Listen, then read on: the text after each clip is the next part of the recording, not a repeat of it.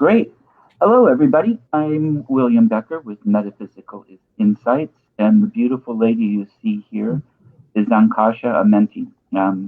I'm thrilled to have her as not only a guest on my show today, but she's a very dear and very good friend of mine, and an incredibly talented medium.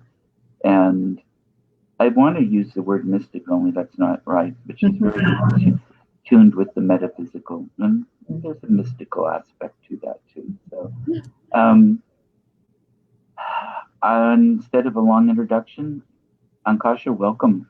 It's great to have you. Thank you. It's great to be with everyone today. So, I know people are going to want to know a little bit about how you got started. Ankhasha's for all of you who don't know her, is one of these people who didn't just decide at one age to say, I'm going to be a medium, or this is somebody who's worked and this has been part of her life for forever. And so I think you have an inspiring story. Oh. Well, thank you for inviting me today, William, too, and welcome to everyone. I had very profound experiences when I was a young child, and I can certainly talk about that if you want, but people do always ask me, when did that start? When did you know you were a medium? I would say that I knew I had experiences when I was very young. I was between 3 and 4, I'd say probably closer to 4, when we lived in a pretty isolated area in Washington, my father, mother, and my sisters. And they were gone. My mother was home with me alone. And she ended up having a blood clot in her leg and fell down to the floor. And I was very small. The only other person there with me was my dog, a beautiful collie with a very unique name of Lassie. Right. Mm-hmm. So that dog and I ran out of the house, and we lived in a very heavily wooded area on the Sound, so that I was told to never go off into the woods because one area literally almost dropped off into the Sound. So I felt drawn to the woods, and I came to the edge of the woods and started to step in, and everything, the only way I can describe it is that the sounds around me changed. There was a very high pitched sound, which again, I didn't have any idea about what it was. It didn't scare me. I just didn't know. I just remember that feeling so profoundly. And I stepped in, and this woman appeared, and she had a long gown on. She had a braided rope around her waist. She had this long blonde hair, and she didn't speak to me, but she spoke to me through my mind. I could hear her, just clear as we're talking now. I could hear her voice, and she told me not to be afraid and to come with her. Reached out her hand, and I followed her. She wasn't a misty apparition or something. She was very real. And as a child, I didn't question why someone would be wearing a long gown in the woods where you're going to get everything snagged and dirty. So we walked through this heavily wooded area and came to the edge of the clearing, and she pointed to a house that was there. And I knew somehow to go to that house. I didn't know the people who lived there. And as I started to walk out, I turned and looked at her, and she just took her hand like this and waved, and she literally dissolved in front of me. Wow. And I thought, okay. I mean, I had nothing really to judge it on. It didn't frighten me or confuse me. Went to the house, and all I could tell them is that my mommy was sick. That's all I knew. It was hard for them to know. They knew my name, and from there they tracked down my father and got help from my mother. And throughout that time, and after that, my family would talk about, oh, remember when this happened, and they would say it was so unusual that I would have made it through the woods because it was so heavily wooded and wasn't hurt, wasn't attacked by anything. And I kept telling them, the lady showed me, the lady told me. But my father believed me. I think my mother was a little bit like, So I had a big imagination too, you know. I think as most children do, right? But I'd never really seen anything like that before. So throughout that time, she would appear to me, this woman would occasionally appear to me and tell me everything would be okay, or just kind of check in with me. So as time went on, I got more and more interested in my, you know, preteen years. I started to get interested in things, metaphysical things. I would read as many books as I could find, but in that time, there were really only books out about, they would have books on astrology. A lot of Jean Dixon books were out then. And they would have books on, I found the Satanic Bible was another book that, I mean, I'm just telling you, there wasn't a huge occult library at that time, physical library. Somehow the New Age hadn't quite dawned in the school libraries that I went to. But I would do a little bit research. Then I started watching a show, as most kids. I'll be 66 in a couple days. Let's just put it that way. And happy early birthday. That's right. Thank you. You're welcome. And I watched a show called Dark Shadows, and it intrigued me. I thought, oh, and to be honest with you, the thing that intrigued me the most was Angelique, because she was a witch and she started to do different types of witchcraft. And I thought, that's fascinating. And being able to tell what someone was thinking. And I thought, these are things that feel very, very profound and right for me. So I kind of delved into witchcraft for a while as a young person, until a woman stopped me. She did a reading for me and told me, you're going into the wrong direction. And it wasn't witchcraft itself, because I don't think at all witchcraft is wrong, but the kind of dark area I was going into, it was all that was out there, was not something that was helpful to me. So middle of Vietnam War comes along.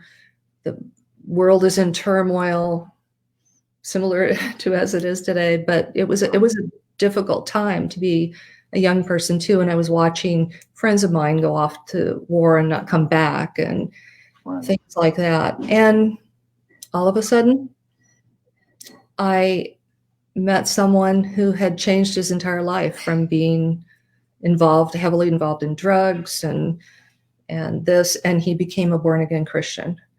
It seemed very interesting that someone could have that kind of awakening. I'd also had several times as a teenager where I felt called to do something, even go into a convent, and I'm not Catholic, do something like that, because I felt drawn to the source of the universe. I kept feeling like I could change the world or make a difference for people in that way. And I seriously considered that at one time. So I ended up becoming a born-again Christian, and I followed that path, went to Bible school, and ended up marrying this young man at a very young age, and went into the ministry. Okay. Fundamentalist ministry too. We're talking, we didn't handle snakes, but we came pretty close. Okay. Speaking in tongues and healing and all. In tongues, all of that, rolling on the floor, touching people, when taking the demons out of them, all that sort of stuff.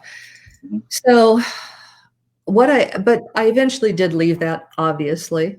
The gifts that I have and the abilities that I have were not well received. I didn't really know what to call them, but I knew I could tell when someone was sick. I could hear voices from people on the other side, and that was considered demonic. And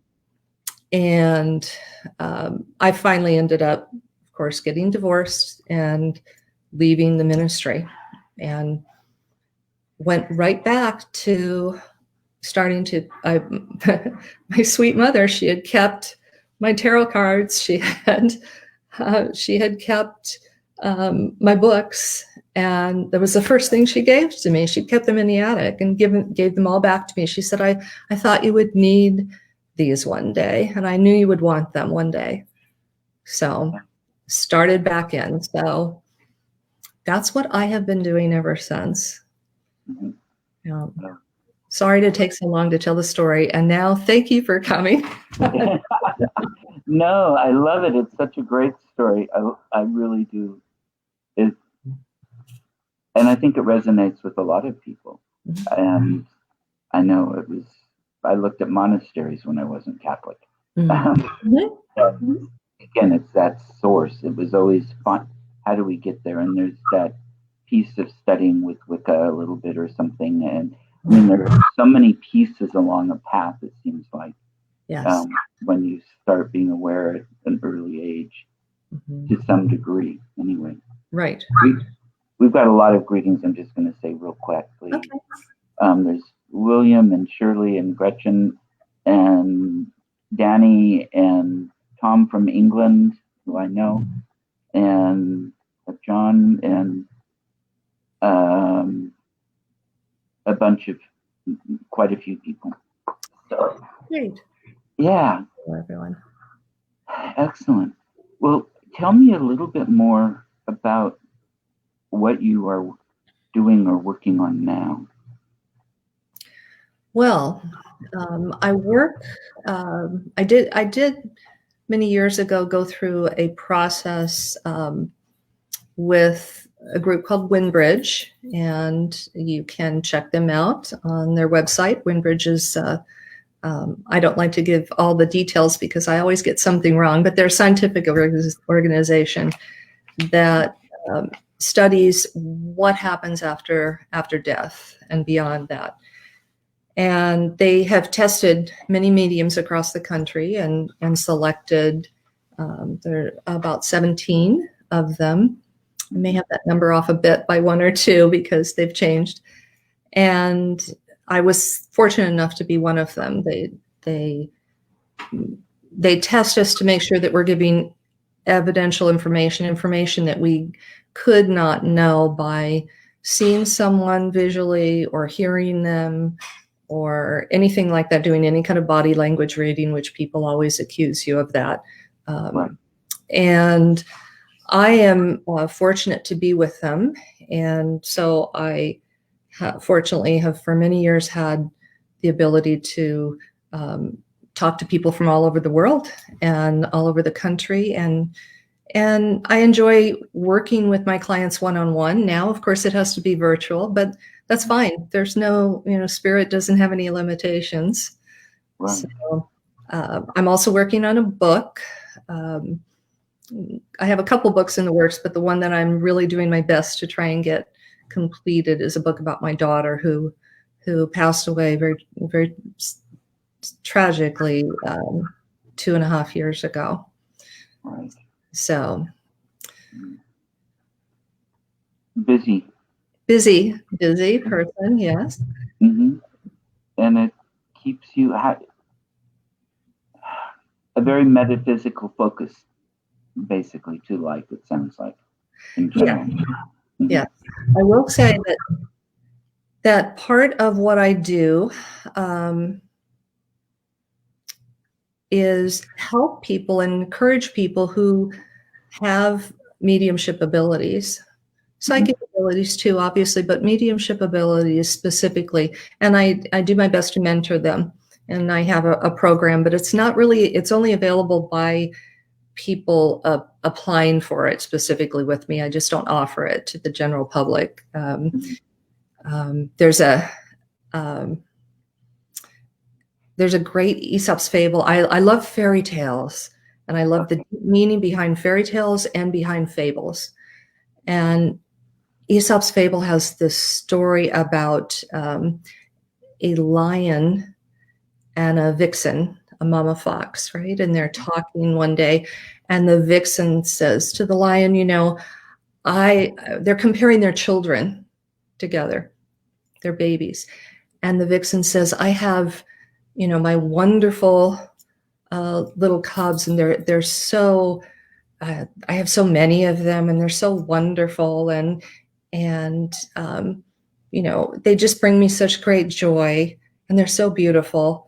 But it's really sad, the vixen said to the lion, it's really sad that you only have one, kind of in a snarky way. And the lion just turns to the vixen and says, yes, but mine is a lion. And I truly believe that is my focus is on raising lions. My focus is on raising mediums and people who work in the psychic world who can deliver evidential information, not just call themselves evidential, but truly deliver it, and do their best to constantly be trying to allow their lives to unfold in a way that gives honor to mediumship and cares about other people, right?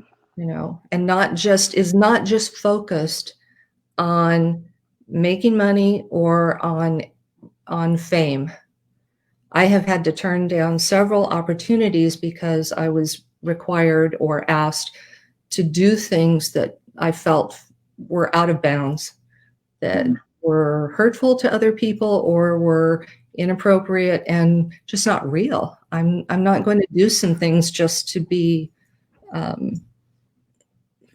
just to be more famous, or which I don't really consider myself famous. All I can tell you is I have wonderful, wonderful, loyal clients, and as long as I'm helping people, and as long as if there's a medium watching today or someone who's developing their mediumship abilities, always keep that as your focus. If you can help people, it doesn't matter. If you may work another job, you may have another job that you're working, and if you're helping people, you're allowing your mediumship to unfold. Right. And sometimes I think it's by having that other job and the other people meet there that it's their audience, in a sense. It's giving them the people to assist. Yes. In their own growth. Absolutely. Absolutely. There's and this is important to know, is that there are so many people who have mediumship abilities who never get recognized. And there are many people who get recognized who call themselves mediums who don't really have great mediumship abilities. I mean, that's just the reality. They are either in the right place at the right time, they know the right people, or it's the cult of personality, right? Right. And what's important is really what inside. There's nothing wrong with being famous. There's nothing wrong with making a lot of money. There's nothing wrong with having a TV show or having 48 books out or anything. There's nothing wrong with that at all. That's great. But inside, I think you have to be a decent person overall. You have to treat people kindly. Right. This world needs more kindness right now. It does. And we need to, I don't even know how to say it. We need to cherish each other, but at the same time, we need to be able to speak up through what's true and what isn't true. And it's not always an easy balance how to do that. I'm finding, and partly that's my own patience, and partly it's just what's appropriate to do, what and when. And I'm finding the older I get, the less I know. I know that's an old cliche, but it's true. Sure. About so many things. Yeah, absolutely. I was going to ask you, how do you describe the difference between a fairy tale and a fable? Well, I think a fairy tale has magical components to it. Mm-hmm. So there's always something magical that happens somehow. There's a spell, that some wicked witch like me puts sorry, puts on someone and changes them into a frog or a beast or something like that. They trap them somehow in a tower somewhere. Mm-hmm. And there's always something magical influences that happen throughout. There's usually, princesses and royalty somehow embedded in there. Not all the time, but many times in a fairy tale. I know that a fable itself usually involves a lesson, some kind of a moral lesson. Right. And it also involves some kind of usually there's animals that have human characteristics, right? Right. Within a fable, not always, but many times there's animals involved, talking animals. So there is some of the fantasy there. But there's to me, fairy tales have very deep meaning. Some people say, oh, fairy tales teach our children, terrible things, or we should protect our children from fairy tales. I actually think we should not protect our children from fairy tales at all. That was our early bedtime. Mom and Dad would read us fairy tales and fables. Mm-hmm. We went to bed when we were really little, long before we could read ourselves. Yes. And they were wonderful. Mm-hmm. And you could have some pretty interesting dreams, good ones. Right. And they do, the fairy tales too have a positive moral to them usually at the end. I'm not thinking of any right now that have like the good guy or the bad guy wins type of an ending. I mean, they always seem to show the good heart coming through. Mm-hmm. Unless I'm missing something. I need to go back and read a few more. I know. They always have, they seem to always have a challenge. Mm-hmm.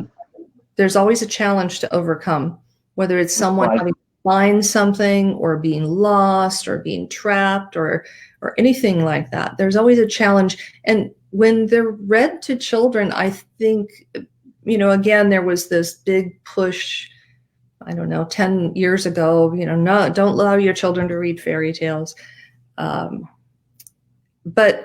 to me, they teach children and they have a deeper meaning for adults. But the overlaying version that children hear is, if this child, specifically if it's a child involved in the fairy tale, can overcome this, I can overcome something that's scary, like a giant or a dragon or something. I can or something.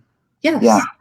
Mm-hmm. Because children have giants in their life. They have dragons in their life, and protecting them from the stories, really, to me, just it actually does the opposite. It makes them more fearful. Whereas if they can see this story and it plays out in a way where, yes, they might lose something. It might be hard for it to happen, but they can make it through. I think children need to know that. Absolutely. Mm-hmm. Right. Oh, here's Matt Pike is a good friend of mine in England. Mm-hmm. He works at he's one of the historians in such a Stonehenge, and so put his myths and legends are more often than not powerful learning journeys with deep moral lessons. Yes. Mm-hmm. Absolutely. Absolutely. Yes. And he does a lot of work with children and children's writing workshops and such as well, and helping them to develop stories. So, appropriate comment. Mm-hmm. I like that. I think we need to put more of that back in our lives for adults too. I picked up a copy a couple of years ago of the latest edition of the Grimm's fairy tales. Ah.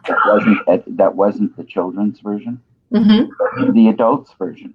Right. Where they can be a little bit more graphic, I guess. I'm not quite sure, but I've read through some of it. It's very good, and it helps now. I mean, look what the world around us is never easy, and there are challenges for everybody. Mm-hmm. We all choose how to work with those challenges according to the best of our abilities and knowledge and tools that we seem to have. Um, but having a few people that overcome the giant or find a way to befriend the giant, right? That's can really, really be helpful. Sure. I tend to like dragons myself, but me riding on it, not getting burned up by one. So. How, because there is that deeper mysticism, and I don't gonna try to have you explain your whole spiritual journey and all this, but it gets to be a little personal for one thing. But with the world the way it is right now, and the abilities you have to connect with, I never have the right words. I don't like so much of the language that's out there because it puts everything into a box and a pigeonhole, and it's so rigid. But connecting with that universal that's beyond the universal. I mean, there's so many layers there. What are you picking up? What are you being told? Is there anything that's you can share with us that way? I mean, I know that gets too personal sometimes too, and sometimes we're not ready to hear. But well, you know, I've the journey with my daughter's death, which was very sudden and very unexpected by everyone that knew her, and certainly by us, has taught me a lot. It's taught me, and it's shown me a lot of what's happening in the world and what's going on. From on one sense, my daughter died and took her own life, and that added multiple layers to her death. Not that any death of a child is easy. It's certainly not. Any parent who's lost a child will tell you that. I just never thought I would be the one, and I never thought I had so many people that were coming to me losing children. And just a few days before my daughter died, I had finished a reading, and I came in from my office, and I said to my husband, I don't talk to him specifically about my readings, but he knows when there's something that has, you know, the energetic field has changed within me. And I said, you know, it's the most difficult thing I do is to sit there and be so fully present with a parent that has lost a child, because more than anything, I want to be able to assure them that their child is okay. Right. And then it was just a few days later when I lost my daughter. And I would say I was comforted by the number of people that were there for me and cared for me. And I was also surprised by the inability of people who are within this field to reach out to other people or to say things that are helpful. And I was not the only person. I'm not the only person who's experienced this. Right. I had people who believe that they have mediumship gifts. Whether they do or not is yet to be seen, but certainly the experience I had with them would not validate them as mediums.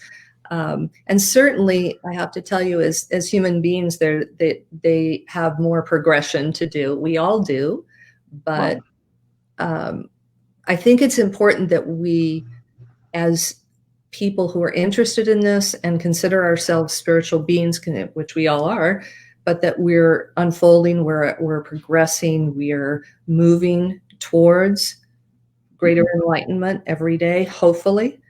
Right. That we are careful in what we say and what we do and the actions we take. I had someone actually contact me, letting me know that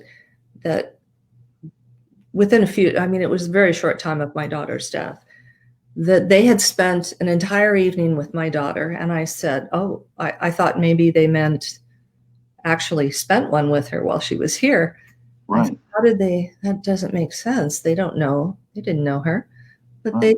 they started talking about how they had, oh, she was there and they spent all this time talking and visiting because this person obviously, believes that they're in contact with people from the other side. And I had to put on my evidential mediumship hat and ask, what is the message then? Do you have a message from my daughter? Because, if I spent hours talking to someone's relative, I'd certainly have something I could tell someone. Right. Nope, no message. I thought, what are you doing? Why are you contacting me? I am a mother who's in a massive amount of shock and grief, and you're telling me you, out of all the people in the world, my daughter selected to come to you and talk to you, but you have nothing to tell me? That is hurtful. It didn't hurt me, but I thought, I hope that person doesn't put themselves out as a medium to people, because that's not information that's helpful to people in grief. No, it's ego. It was very much so. Very much so.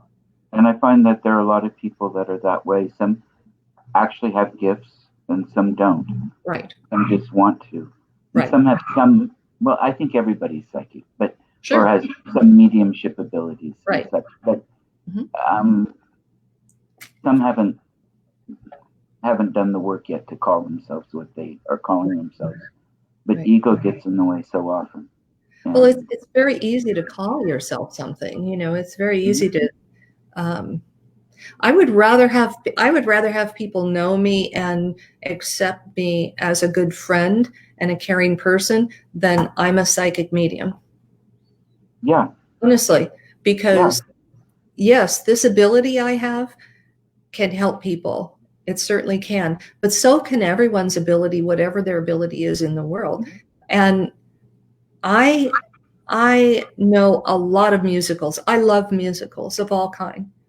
And I probably know most of the songs to different musicals, but you would not want to hear me sing them. I guarantee. I was just going to ask you if you sang. I was going to say I'd love to hear that because I love musicals. No, I love them. And I enjoy seeing them, and I sit there and I sing the songs while no one's around, and I play them, and I love them, and I'll watch them over and over again, and I love to go to musicals when I can. But you probably wouldn't want to hear me sing at all. And I know that about myself. So I do believe everyone has psychic abilities, and everyone has the ability to connect to the other side. Do they have the ability to connect in such a way and deliver messages to people in grief? Because that is a very vulnerable place to be. Anyone who's been there can tell you that, right? Most of us have been there at various points in our life. And the last thing you want is someone, bulldozing their way into your life at that moment and saying something harsh to you. I had people who really should have known better going, tell me exactly how she died. What? And I thought, what? I didn't even know I know you, I've met you, but my best friend wouldn't prod me like that, No. Well, I even had people, and here we'll probably get a little bit controversial, but I had people who I spent 10 years of my life, actually almost 12 years of my life, in the ministry with, that once I left the ministry and started doing what I was doing, they wrote me off as reprobate because, I had left the fundamentalist church and ministry.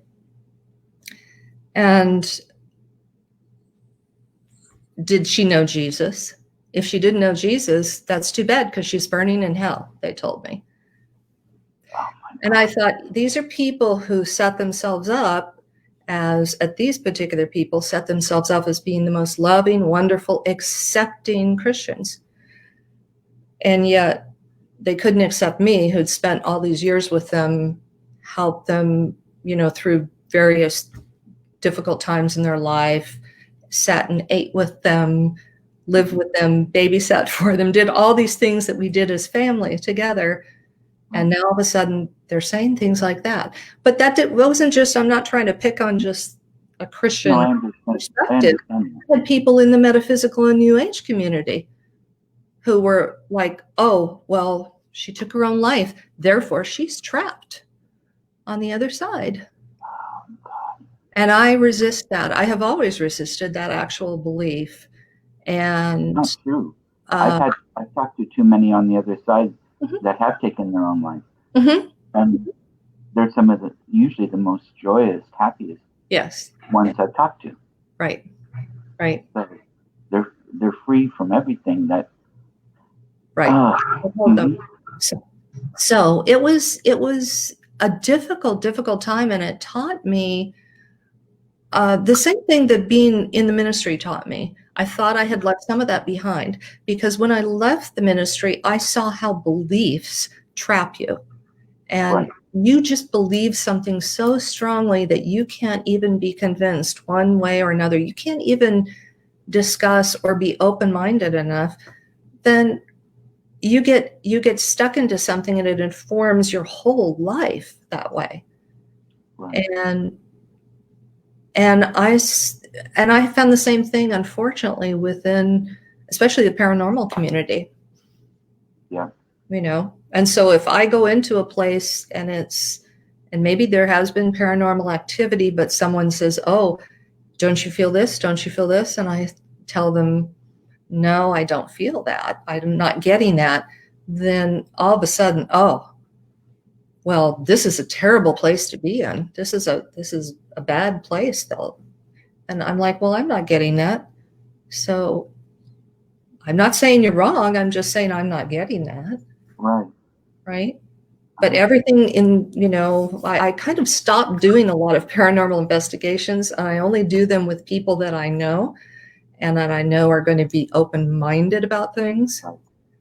Because otherwise, every time you go into a place, it's got to have a murderer. It's got to have a priest that molested children. It's got to have a demon. And it's got to have everything. It's got to have a demon.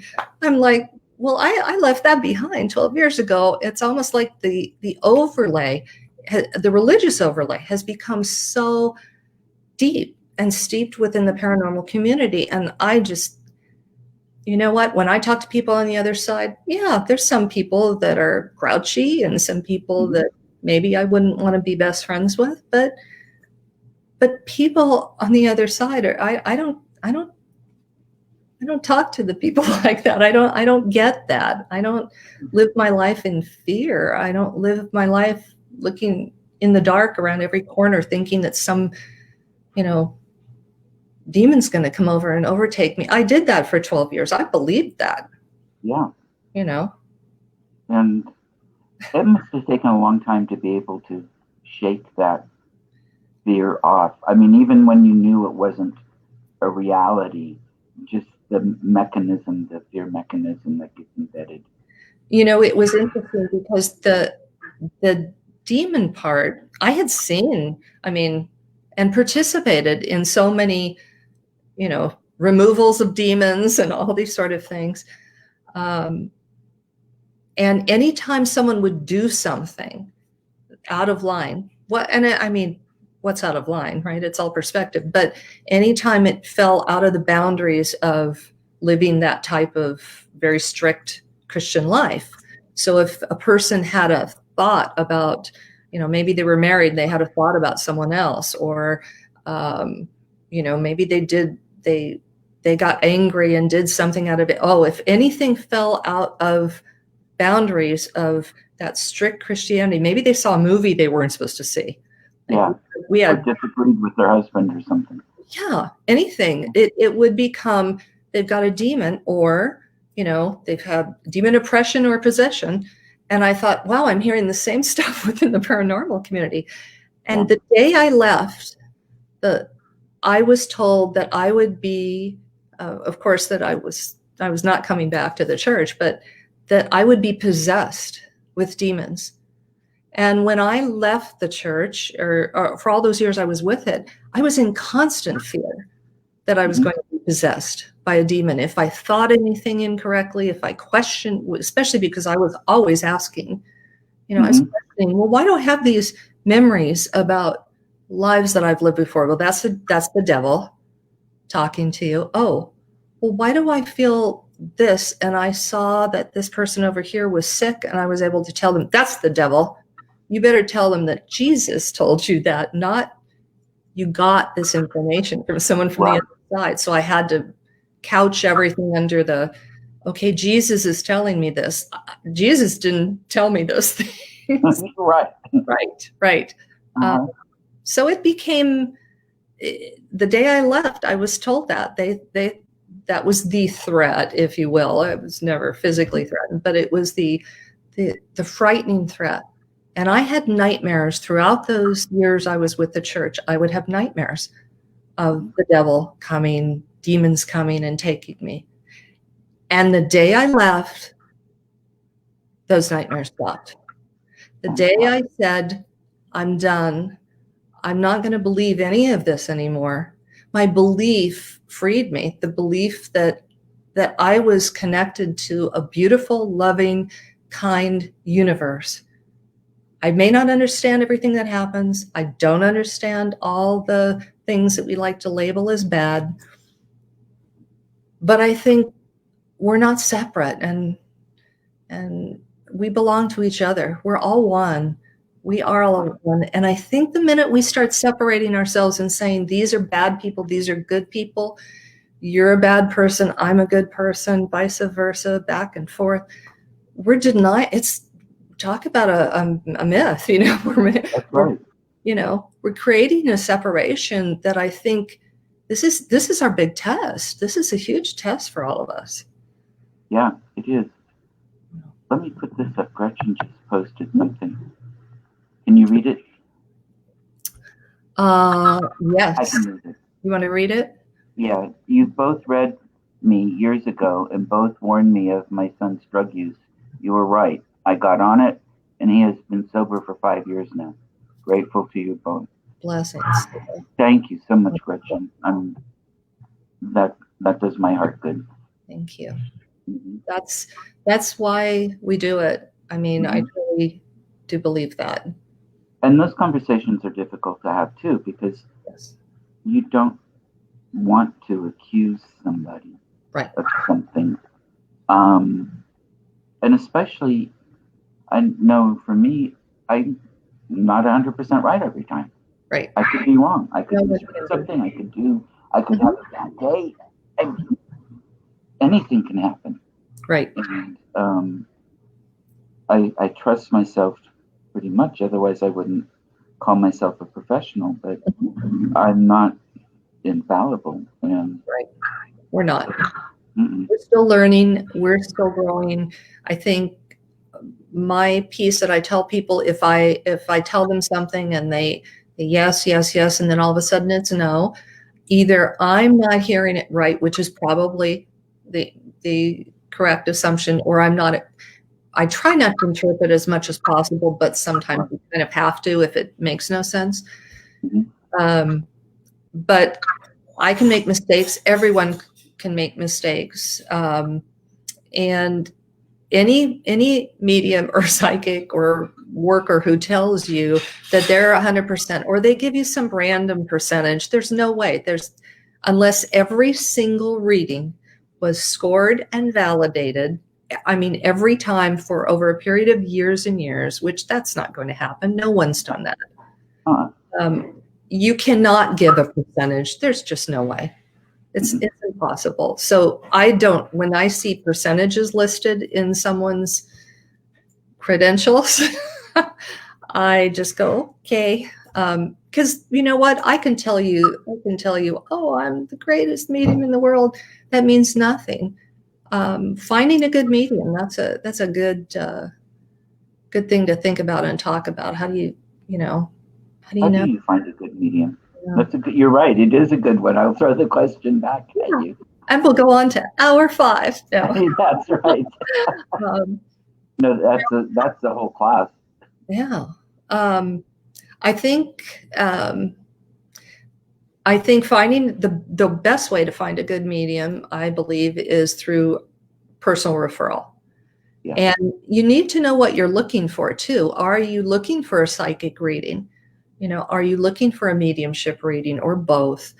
Are you looking for, I know, William, you do past life readings a lot, and are you looking for someone who, can tune into something like that? So having your questions and reading the person's bio so that you kind of know where they focus is a good idea. I think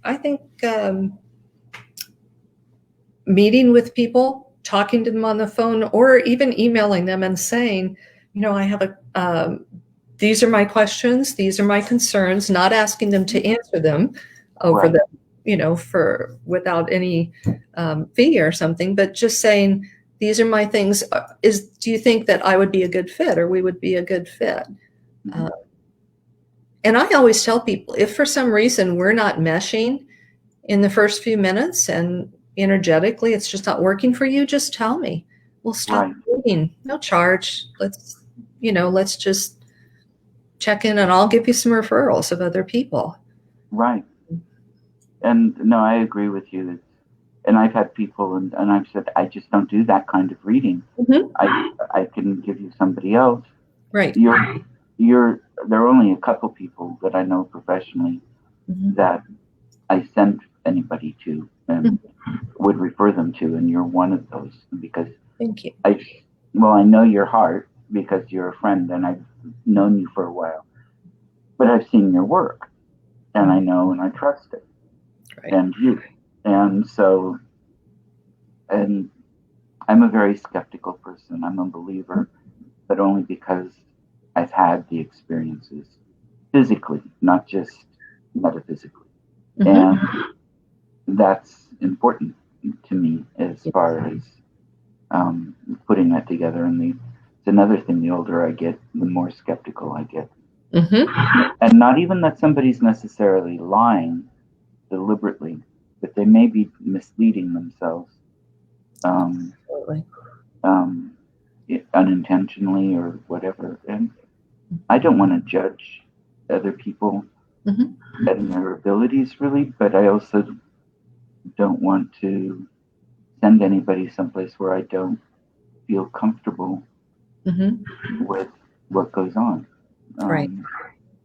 I guess that, when people consider mediumship as a career, or let's say maybe not a career, but at least offering readings to the public, that they study with mediums, that they read a lot, but that they practice with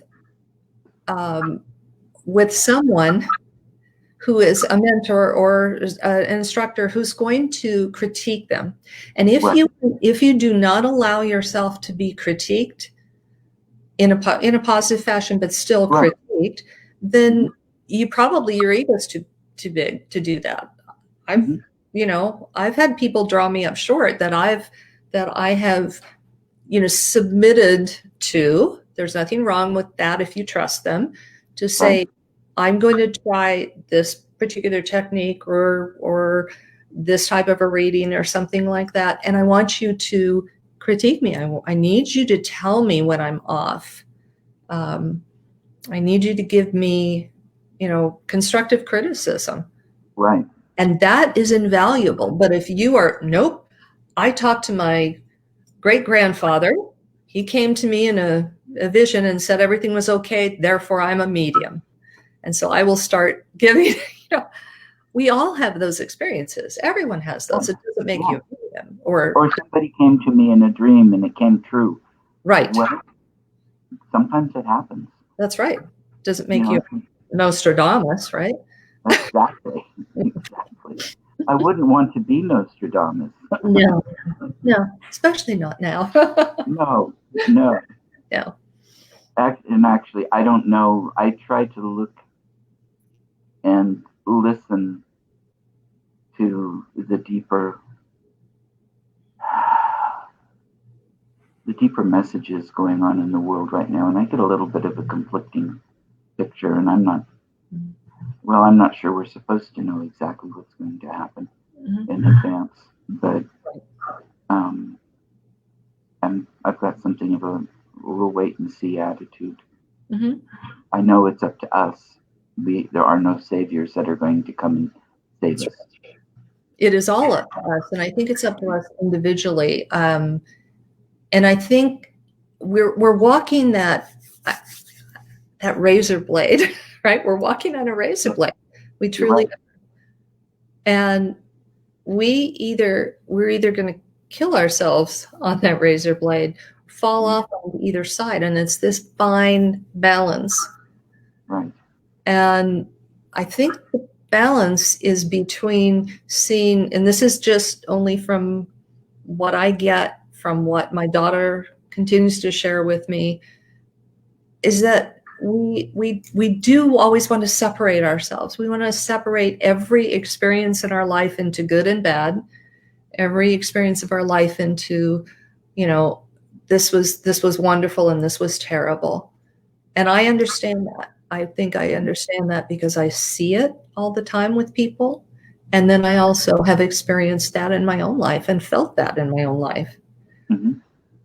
But I think there's a bigger picture. I think if we pull back, if we're in outer space looking at the earth, there's that kind of a view that we need to have of all of us together on this planet.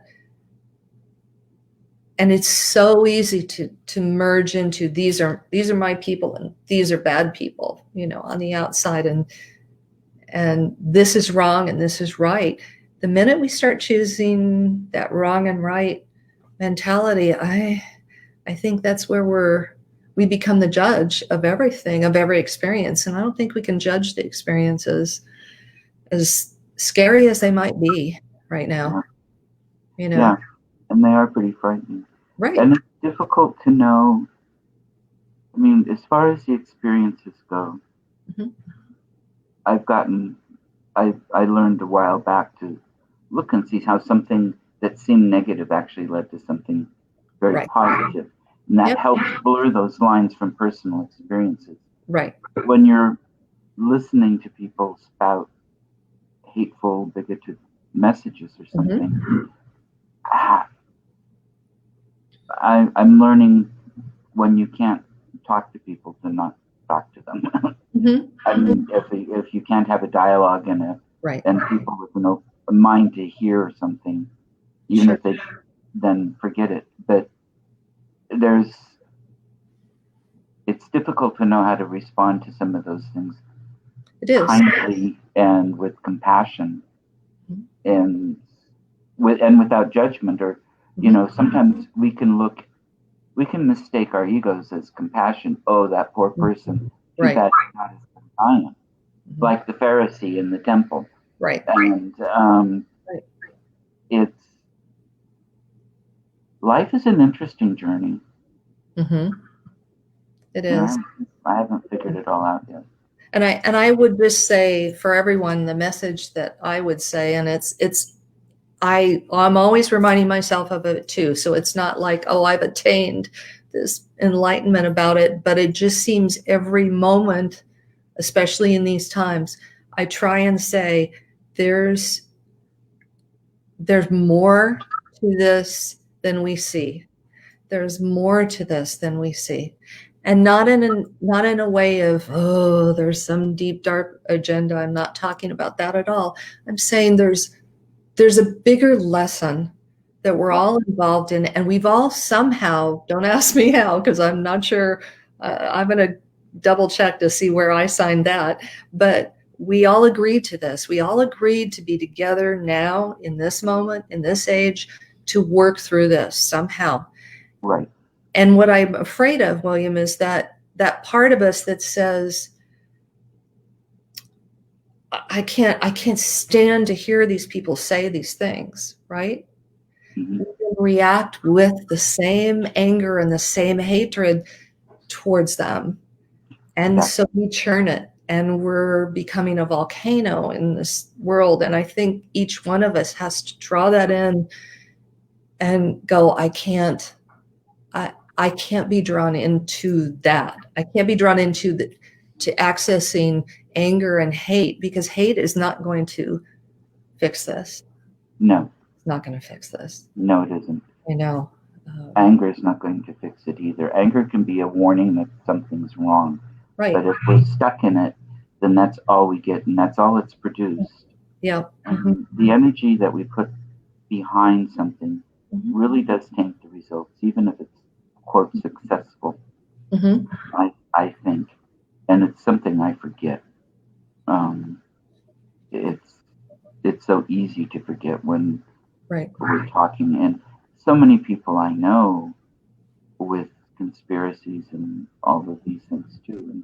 And it makes it a little difficult sometimes. It is. It is.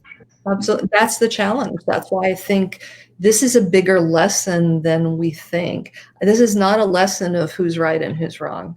That's right. It's not at all. And I think that's what our minds want to say, because we want to say that. And I found that in my own experience, wrapping my mind around that is we want so hard to put everything in a box.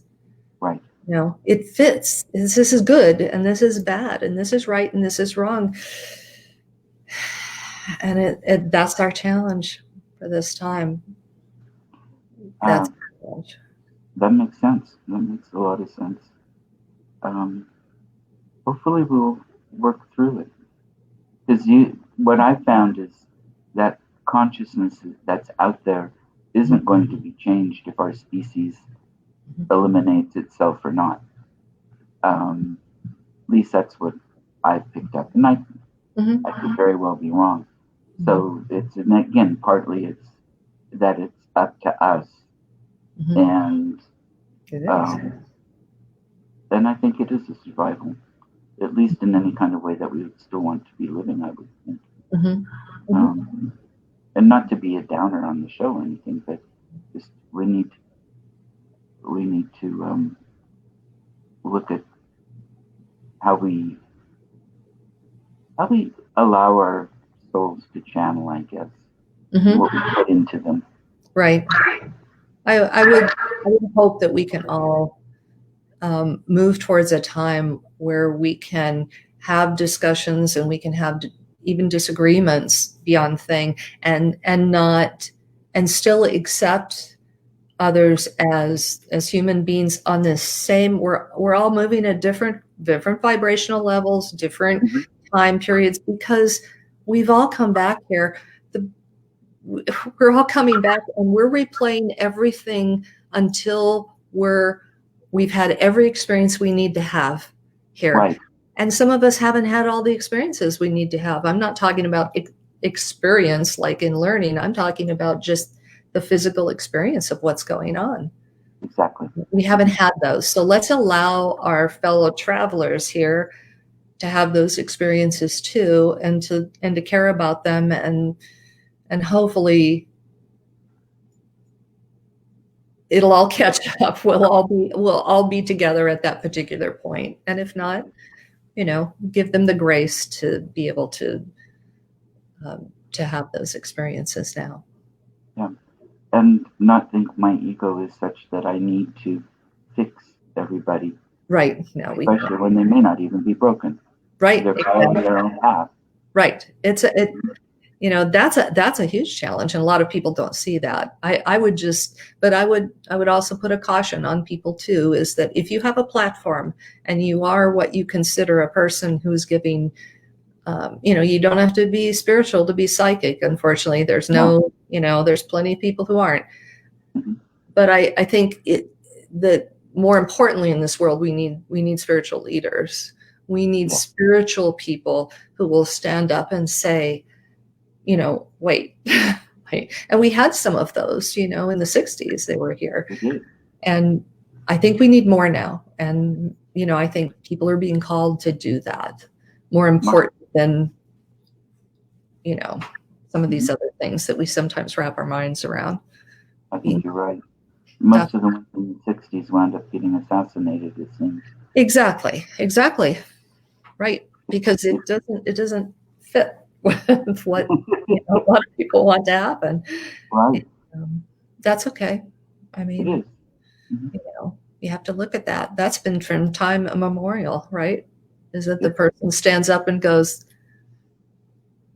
wait a minute, stop. And then it's like, no, we can't allow that to happen. Exactly. Exactly. But I want to thank you. Thank you. We've reached the hour. We Yes. could go on forever, but Really good.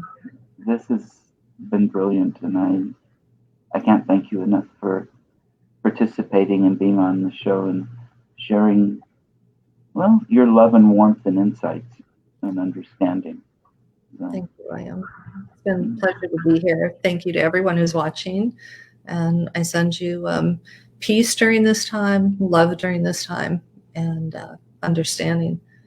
We're all, I don't say we're all in this together because we already know that. I just say we all are together. We all are one. Let's remember that. Beautiful.